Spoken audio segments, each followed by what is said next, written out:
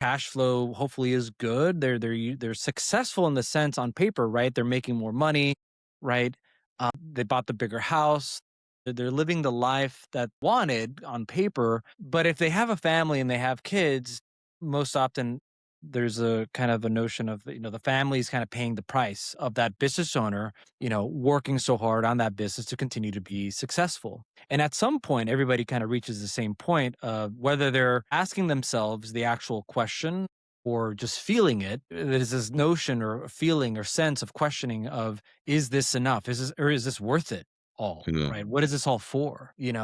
I can relate to so much of what you said in the beginning. You joined an industry, the military. You felt like you were kind of lost. You didn't know why you needed to be there, and you felt like everybody else around you did. You had to make a multi-year, I think you said 9-year commitment into a culture that was very unfamiliar to you. And I can relate to that in the sense that the wealth management culture was very unfamiliar to me. I felt like every other advisor around me when I started back in 2012 knew exactly why they were in the business. In fact, they went to college and they studied whether it's economics or finance. I studied something different, and I had to kind of find my own path, find my own mentors. But for these business owners that are kind of grappling with this problem and this question, the problem being, you know, I'm successful, and yet what is this all for, right? How does leadernomics apply to them? That's such an important area of thought that I'll give you two thoughts on this. One, this is where I